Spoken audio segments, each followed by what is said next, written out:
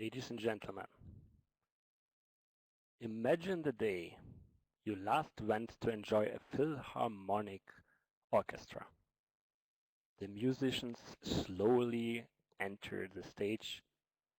The doors of the concert hall are closed. Hastily, some last concert-goers rush through the half-dark ranks.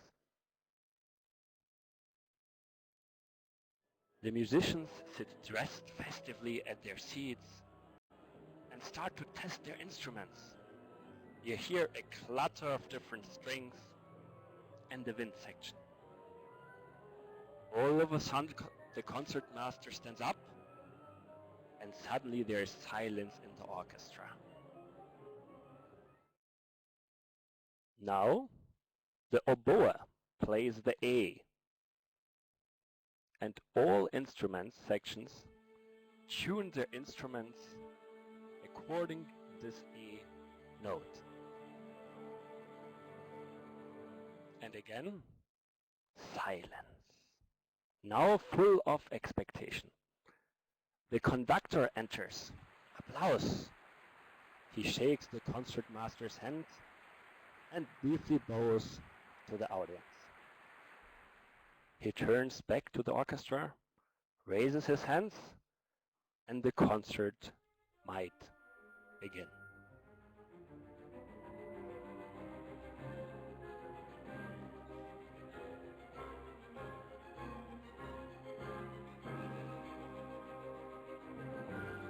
Wow, your first impression is enthusiastic.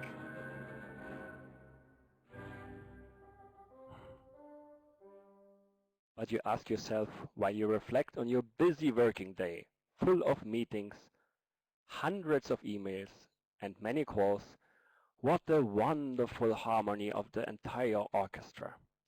It sounds all this easy and naturally. Why is it at my job and my team never that smooth and homogeneous as at the stage? But the wonderful symphonic music makes your stress suffering go away and you think you know the answer. Of course, an orchestra is simple. Each has its own task, its own instrument. There's no risk that the lady that gracefully plays the cello all of a sudden wants to play the kettle drum, or that the trumpet player, due to higher aspirations and limited development opportunities, all of a sudden switches to the violins, or that the violinist gets the urge to play his own melody. So you ask yourself, why do we look at an orchestra where performance and harmony seems to be naturally given? How should that be a meaningful case to observe and to learn organizational behavior for your corporation? Well, this is because an orchestra and a corporation have many in common. The role of a business manager, for instance, is like that of an orchestra conductor. Assisted by a group of professionals, they both transform complexity into harmony. A functioning symphony orchestra is a prime example of objective management, leadership, conflict resolution strategies, and so on. So there's numerous examples of what business can learn by observing an orchestra. However, today we want to focus on two OBE elements in particular: motivation through empowerment and high performance through leadership. To better understand the parallels of an orchestra and the corporation, let's first explore how such a group of musicians works. A typical corporation consists of several departments like PLM, R&D, SCM, CRM, that is led by a CEO. An orchestra is not different. A typical orchestra has 4 groups of similar musical instruments. It's like 4 divisions. Each of those instruments in each of those sections are related to each other. Every instrumental group has a principal, like a vice president, who is generally responsible for leading the group and the subgroups and playing in the orchestral solos. Let me introduce the individual departments of the 4 sections, the VPs, and ask them to, on the example of a popular English lullaby, to demonstrate their roles and responsibilities to you. Welcome, the string section. Good afternoon, I'm Javier. I am the first violinist in the orchestra, and I would like to give you a very brief explanation about the string instruments. As you may know, it's the largest group of instruments, and there are 4 different sizes: the violin, the cello, the counterbass, and the viola. And there are also 2 groups within the violinists, the first violin and the second violin. As I mentioned before, I play as a first violinist, and I normally play the more complicated melodies by using the higher strings, while the second violinist is more about giving support to the first violinist by using the lower strings. It is very important that we both work together to give this beautiful music to our audience. You may compare us to a hardware and software development within an R&D department. Please listen to my teammate play Twinkle, Twinkle, Little Star with the cello, which is the tenor voice of the string instruments.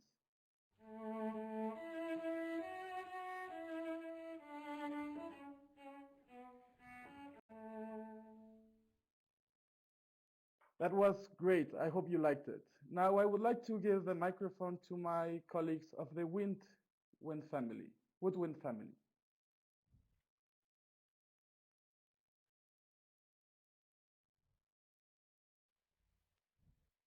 Thank you, Javier. I'm Tobias, head of the woodwind family. In a normal company, I would be responsible for the product lifecycle management. Well, the instruments in my section are not only made of wood, which gives them their name, but also represent some of the key players in the orchestra. The woodwind family of instruments includes from the highest sounding instruments to the lowest: piccolo, flute, oboe, English horn, clarinet, B-flat clarinet, bass clarinet, bassoon, and contrabassoon. Please now hear my team member play Twinkle Twinkle Little Star with the bass clarinet sounding larger and lower in relation to the clarinet.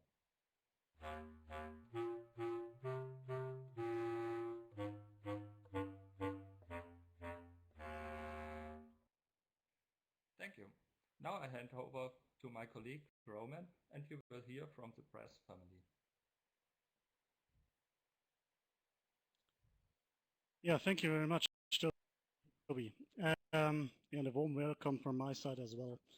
And if you think that the brass family got its name because the instruments are made of brass, you're exactly right.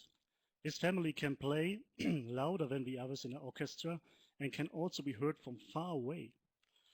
The brass family members are most commonly used in the orchestra, including the trumpet, the French horn, and also the tuba. We are like supply chain management. We do operations and we do the heavy work. Please hear from my team members play Twinkle Twinkle Little Star with a French horn that creates a clear mellow sound.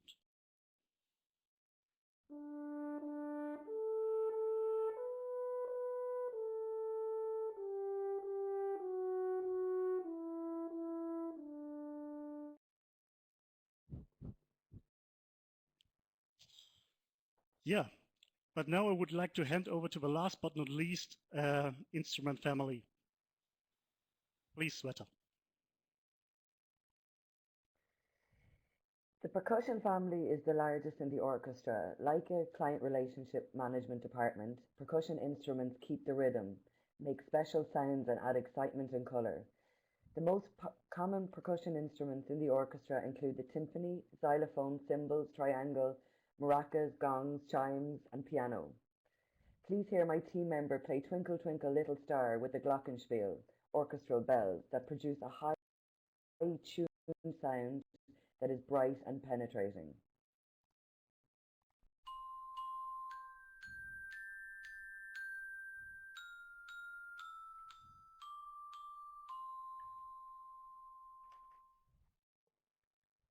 Well, thank you very much. And of course, you can imagine that the orchestra plays the same composition. It is hard to think about that half of the orchestra plays Mozart and the other half plays Brahms. Still keep in mind that the notes that you heard, all the same notes, Twinkle Twinkle Little Star, are just printed paper. They do not generate a masterpiece that is worth listening to the audience. Same is in the corporation. Strategies, visions, great, all exist on paper and on slides. But what creates value for the customer is the optimum implementation. And you are curious what happens if all these excellent musicians and all their teams and sub-teams would play individually on their instruments, following the notes without having one direction? Well, the best way to demonstrate is to listen.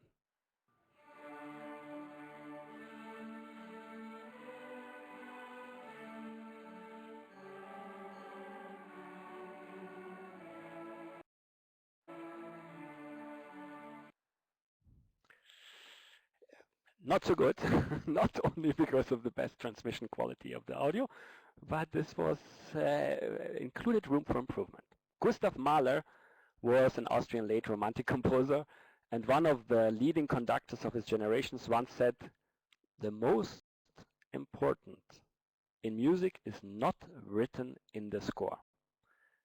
To generate a masterpiece that is worth listening for the audience, an orchestra needs a conductor, a boss, a CEO, who decides how to make the notes sound beautiful. He or she not only makes sure that the musicians are being and playing as the composer really intended, but more importantly, the conductor also adds his personal idea about how the composer might like the music to sound. An interpretation of our Twinkle Twinkle Little Star with a conductor and excellent musicians might sound like this.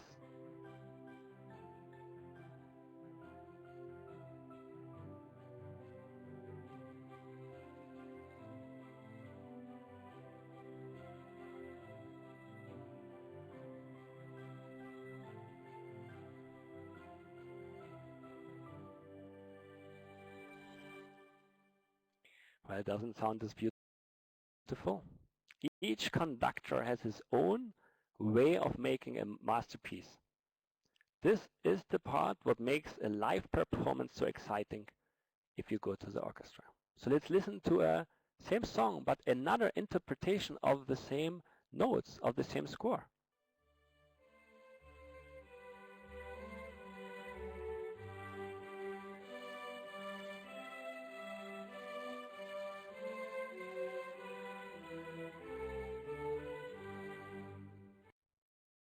Well, what we talked about is an orchestra in general and how it can be compared with the company.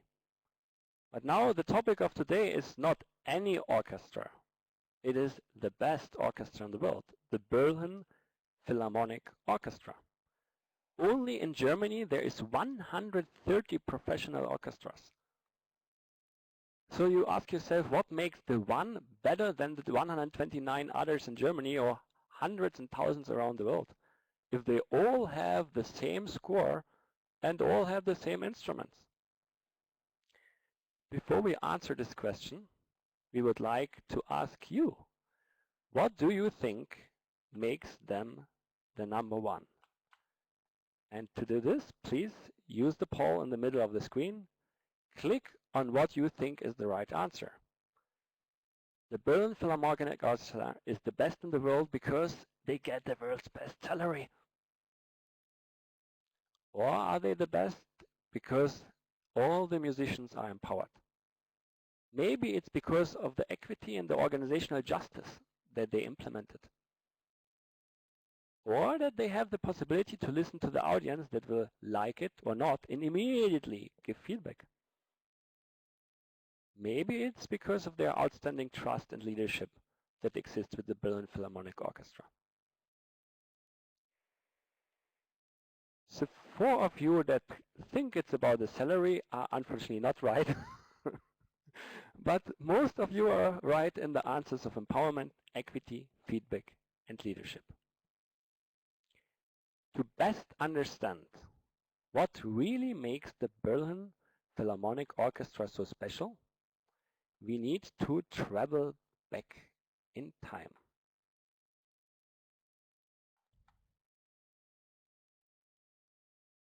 Imagine it is the beginning of the year 1882. It's a cold day in March. You are part of an orchestra that took residence in the city of Berlin, not far from ESMT, and became both an artistic and society institution with concerts that your colleagues and you held every day. Your boss at that time, Benjamin Bilzer, he was a good conductor. But unfortunately, you are not really happy. Your working conditions are unfavorable. Some people went to hear the orchestra because they like good music, but some just came to initiate marriages and festivities. And the pay you get is hardly any better than a day laborer. And then there's this day today, this very special day, where your conductor announces his intention of taking the entire orchestra to a concert to Warsaw. But he decided not to take you on the first class train to Warsaw, or on the second class train to Warsaw, or on the third class train to Warsaw. No, he intends to take you on the 4th class. And this is the day where for a large part of the musicians it is enough. 50 of members of the ensemble decide on this day to set up their own work. They quit. And they set up their own orchestra. It is the May 1st in 1882 when the new orchestra is finally established, which will later be given the name of Philharmonisches Orchester, or as we know it, the Berlin Philharmonic Orchestra. One of the reasons that this is the world's best orchestra is founded on the decision that the musicians did this day where they quit and where they decided to form a new group. Because most importantly, what they decided at this day, which still holds true today, which is in the roots of this orchestra, is that they wanted a democratic system. A democratic system that is not only involving the musicians, but is empowering them. So what does this empowerment have to do with the Berlin Philharmonic Orchestra's success?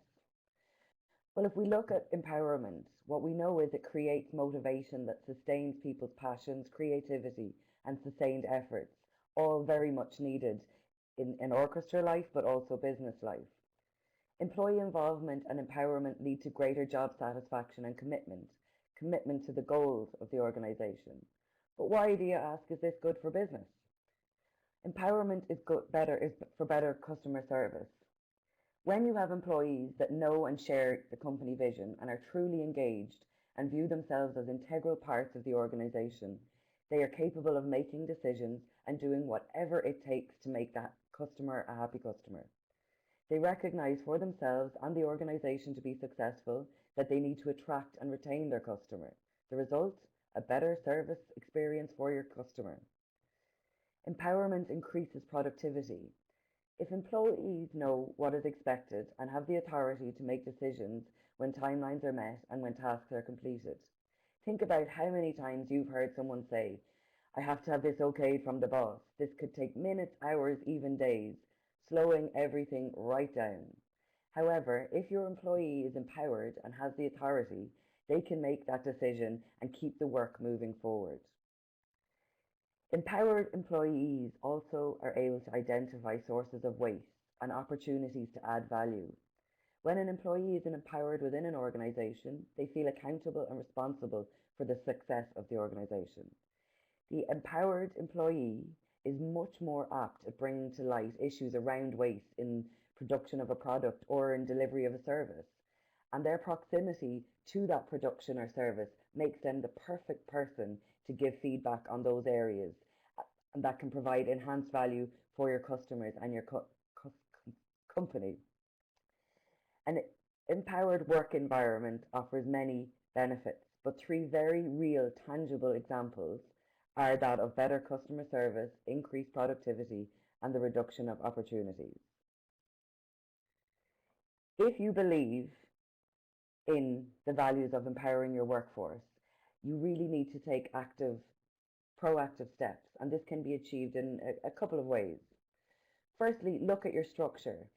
Does it enable empowerment? A flatter structure will not only reduce your operational costs, but will enhance the empowerment of the people below.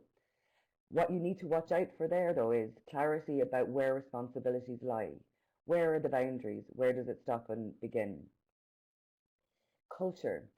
For individuals to develop their knowledge and to take on a broader perspective to their work, they need to operate in an environment where they feel safe to take intelligent risks. Operating in a blame culture will stifle innovation, creativity, and the willingness to accept responsibility. So it will not allow for appropriate empowerment that will give you that motivation, job satisfaction, and commitment. Thirdly, decision making. You need to let people have greater autonomy in the design of their work and greater responsibility for making decisions that directly impact the workforce. So how are the Berlin Philharmonic Orchestra? In what way? They have a culture of a self-governing unit. So basically, the musicians manage themselves.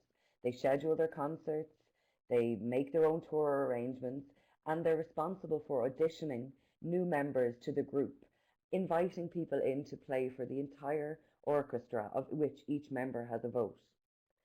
But one of the most unique aspects of empowerment within the Berlin Philharmonic Orchestra lies within this newsworthy decision. And this is what catched our attention on the 11th of May, not too long ago, which you could read in the news around the world, not only in business, but in all kinds of news. And it was about the decision of finding their new boss. And this is something which is often compared with the papal conclave, with the requisite reference to black and white smoke. Because all of the 124 musicians of the Berlin Philharmonic Orchestra vote for their boss. Only two people, the notary and one of the two members of the managing board, knows the result. And at the point of selection, of voting, it is not even clear if the desired candidate will say yes. The vote has to result in a qualified majority. This is kept top secret, and even multiple requests to the Berlin Philharmonic Orchestra, we didn't get more insights, but what we expect and what we think, our estimation is at least it's a 2/3 majority of the 124 musicians they need to vote for one person. So theoretically, the idea of voting for your boss and choosing them is a great and attractive idea. But before we analyze the effect that the democratic vote for the director has, let's look at this from an organizational behavior topic from the industry point of view. So we would like to know your opinion. Who should select the CEO of a company? Should more organizations accommodate the practice of the Berlin Philharmonic Orchestra that chooses their conductor? Or should it be the classical way from top, the board boss, so to say? Because we recognize that often the bosses have their trouble to find somebody, and yes, they delegate some of the most important parts to even outsiders, to hiring organizations, and then they make a decision that might be very subjective. The large body of literature is even saying that there are concerns and tendencies of many leaders to choose those people that have human qualities like them. So is that the right way? Or maybe should the boss be voted from the bottom, as we explored here with the Berlin Philharmonic Orchestra? There's some research done in the United States that suggests that the perceived quality of an employee's voted boss is has significant influence in job satisfaction. There was one study according that 1,000 US executives have been asked, and 65% of those guys said they would do a better job in voting for their boss, and they would be much happier if they had a better boss.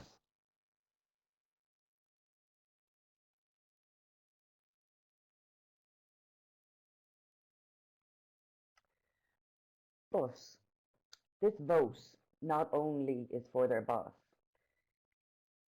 Basically, they're not just voting for their leader on the fact of merit or experience, but it is in fact the musician's opportunity to decide what direction the orchestra goes in. One member, one vote. The musicians in fact nominate the various conductors for consideration based on their influence. This methodology can be recognized as procedural justice, as each person's voice is heard, promoting fairness and again increasing commitment to the orchestra, the team and ultimately success. Hence this decision is not made lightly, as we discovered on the 11th of May, where after 11 hours of voting and discussion, a virtual puff of black smoke went up. The orchestra was unable to reach a decision and would hold another election within a year. The fact that no agreement was reached indicates a fundamental disagreement as to whether the future of this organisation lies between tradition and innovation, illustrating how empowered the team are and how important the vision is, as well as the merits of the leader. So let's look at this combination of empowerment and leadership in motion within this orchestra. So we look at an exploration phase, basically, which is the joint agreement on the conductor, being the boss, and the vision, which allows the team to analyse their environment, see what the customers are looking for, and explore their options. It highly involves people at this point.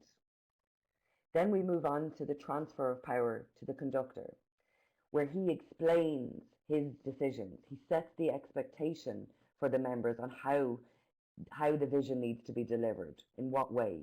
He sets then concert readiness, time frame, when things need to be ready by.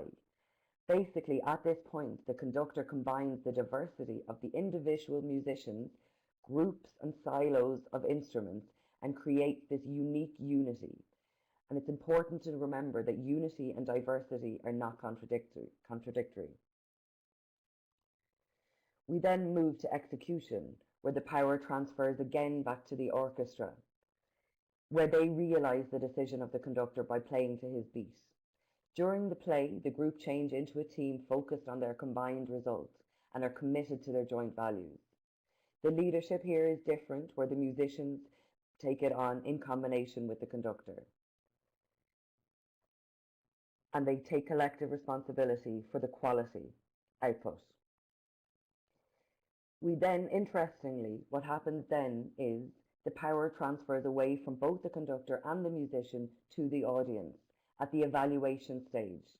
The audience directly provides the feedback necessary for the orchestra and the conductor, enabling informed decisions for either the next boss or the next play, and it keeps the need of the customer very, very close, again attributed to their success.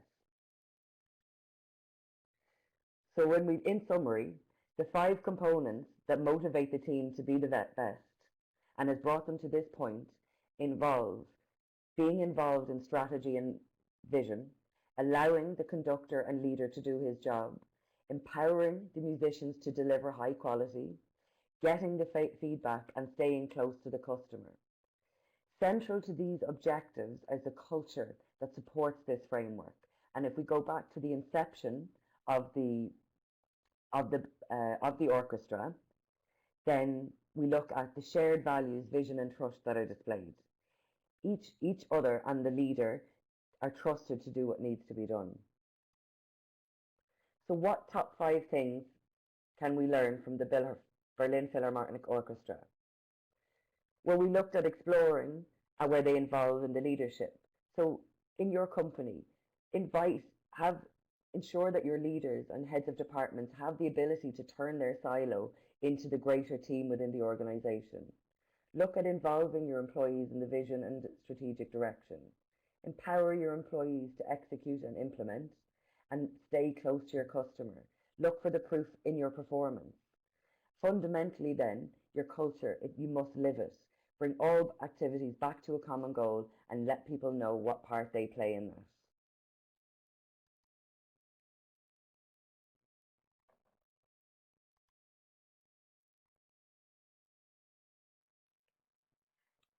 Prior to finalize, we have prepared a summary with the most important points taken out from the presentation.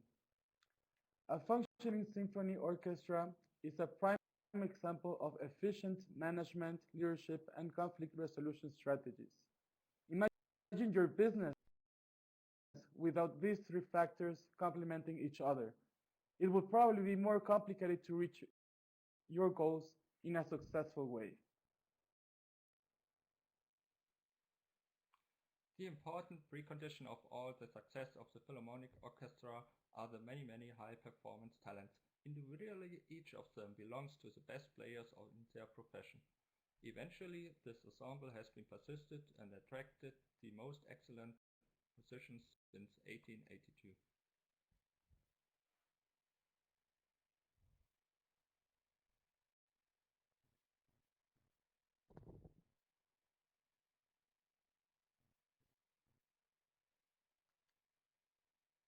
Sometimes this happens when you're here in a live meeting. So sorry again for that, but of course, one of the most important things is that the Berliner Philharmonic's success based on the conductor's leadership. We have seen that, and this was already mentioned from Colette. The whole group always allows for flexibility of each team member, and but still the conductor makes sure that the diversity of all individual musicians is used. And I have to say it again, and this is pretty cool, because that means that unity and diversity at the same time. And yeah, at the end of the day, this is pretty cool. Unity and diversity are no contradictions.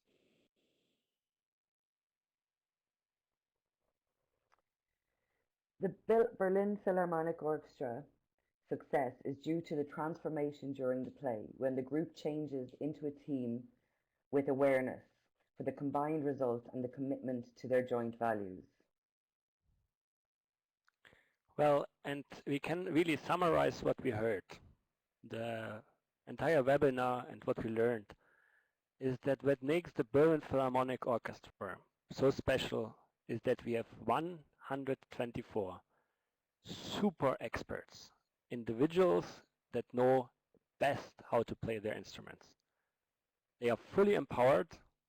They create a sound that is so beautiful because they have one common goal.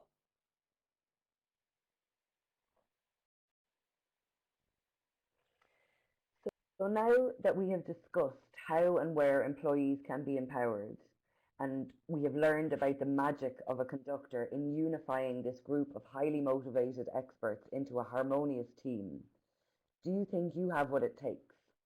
If everyone would like to take a moment to reflect on what we've discussed and just take a vote. I'd just like to say a special thanks to Adobe for free use of their software, and a super special thanks to Dorothy Hule from the Adobe Competence Center Reflect. I would like to thank the team and each of all of you for joining today.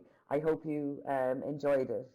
And if you can hear in the background just the sweet sound of the Berlin Philharmonic Orchestra, and maybe if we adopt some of their model, this beautiful harmony will transfer into excellent business outcomes for us all. Thank you. Thank you.